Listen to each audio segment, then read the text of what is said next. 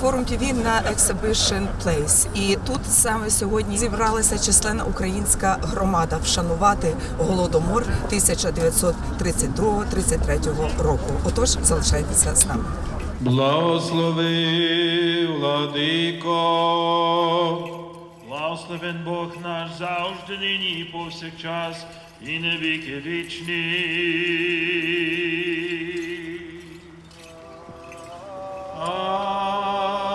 Амінь. Святий Боже, святий кріпкий, святий безсмертний, помилуй нас. Святий Боже, святий кріпкий, святий безсмертний, помилуй нас. Святий Боже, святий кріпкий, святий безсмертний, помилуй нас.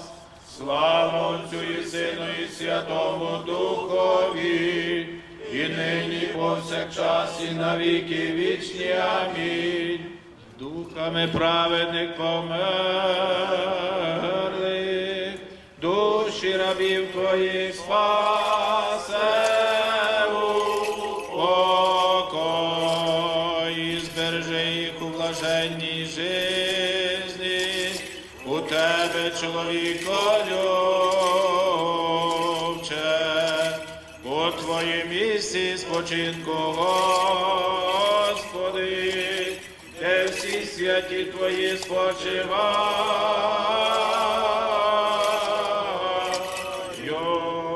у покої душі рабів Твоїх, бо Ти єдиний чоловіколюбець. Слава Отцю і Сину і Святому і Духові.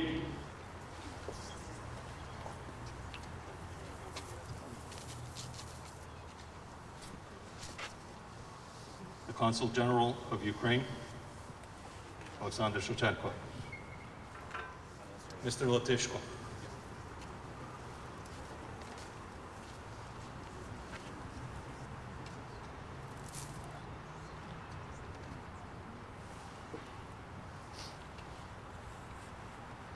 Natalia Lishchina, City Councilor, Town of Oakville.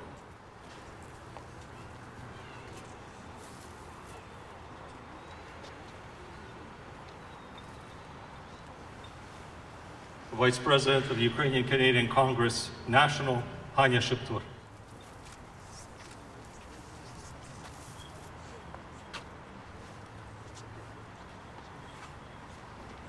President of the Ukrainian Canadian Congress Ontario Council, Taras Bahri.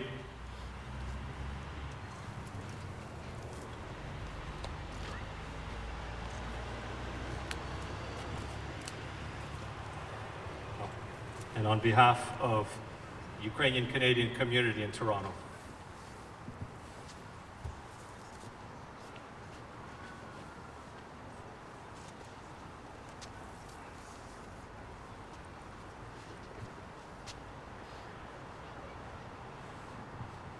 Зібралися нині на 90-ліття Голодомору наша громада відмічувати ту величезну трагедію і також пам'ятати наших героїв українців, що далі воюють проти Росії тим самим геноцидом. Ми все будемо пам'ятати, люди, що загинули під час Голодомору, і ми ніколи не забудемо те все, що вони віддали.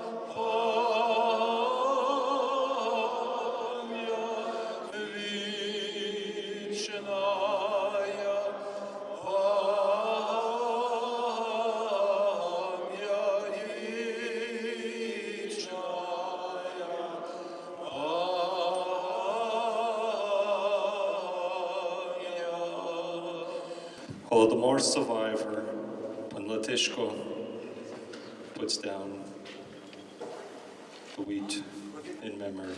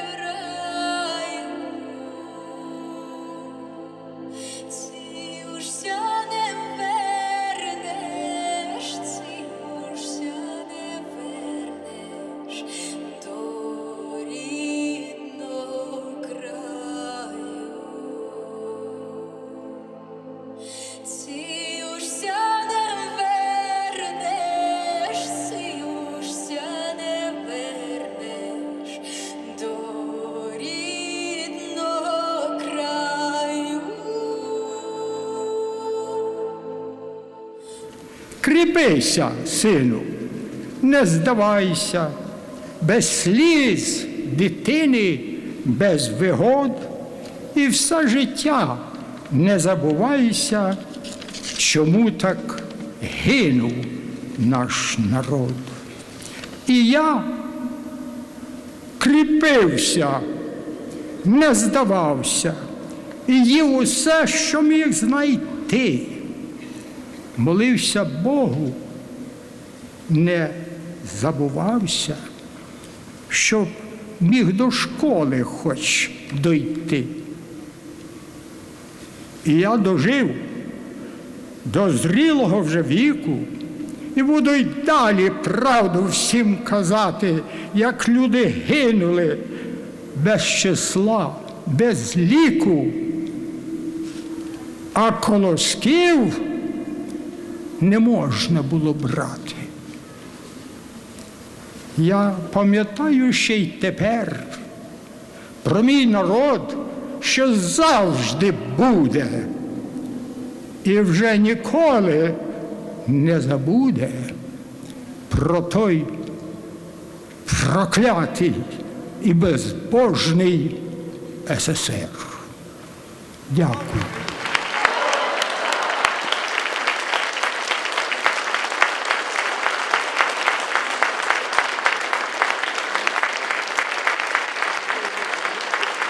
Пан Микола нам сказав, як тільки очевидець може сказати, як це було прожити такі страшні часи. І я думаю, що нас всіх це зворушило, ці слова голодної дитини до своєї мами.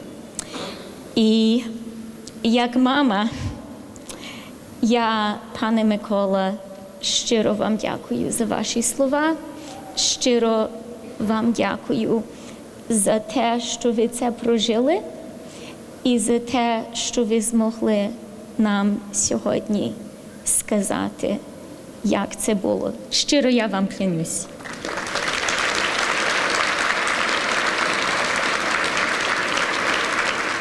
The Ukrainian people are unbreakable. Україна незламна.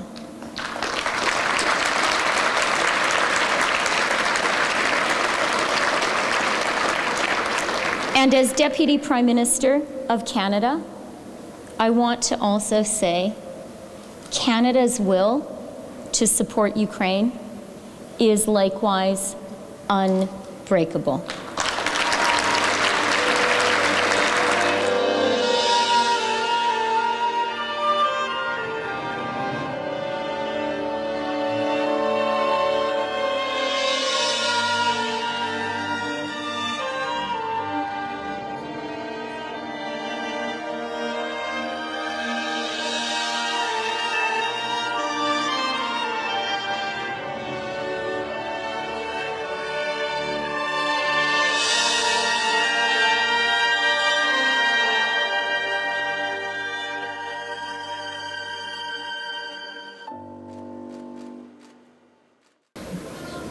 I can't imagine how difficult it was to watch your child die of hunger, to watch your family, your friends die of hunger. Dying of hunger is painful. First your brain, your organ, then the heart. It's a deliberate act of cruelty of Stalin. Why? Because they are afraid of the spirit of the Ukrainian people, the culture, the spirit, the intellectuals, the people that grow these wheat. And no, they did not recognize it, did not tell the truth. The world did nothing. In fact, 20 plus years later, in the 50s, late 50s, communist China also had a great famine with more than 15 million people dying. My mom and dad left communist China just before that. Thank God they were in Hong Kong. And that act of cruelty is unbelievable. But you know what? The spirit of hope and strength is powerful. And I looked at the candle. Yes, the candle, lighting the candle is commemorating the death and remembering. But a candle also shines in darkness. So when darkness are surrounding us, we see light, we see hope.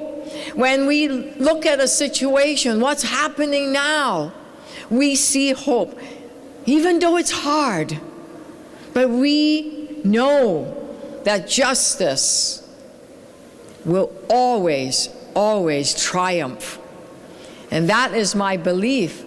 Justice will always triumph. Today, 90 years after the Great Famine, we are facing yet another attempt by Imperial Russia to annihilate the Ukrainian nation, to erase our identity, by destroying Ukrainian critical civilian and industrial infrastructure, by killing civilians in daylight and at night, by deporting up to 200,000 children to the Russian territory, by enforcing Russian education according to the Russian curriculum on the territory of the occupied territories.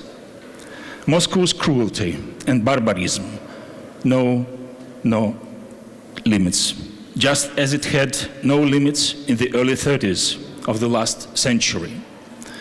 As 90 years ago, using hunger as a barbaric instrument for reaching its political goals in Ukraine, today, the Kremlin is stealing grain from the Ukrainian farmers, from the depots and seaports, blackmailing the world with a deliberate food crisis and a threat of an artificial famine for African and Asian countries. Deep gratitude to the Ukrainian community of Canada for preserving the memory about this horrible period in the history of Ukraine. and for informing the Canadian society and the world through numerous publications, books, and scientific research, for erecting monuments in Alberta, Manitoba, and here in Toronto as a reminder to all of us about this horrible Ukrainian tragedy.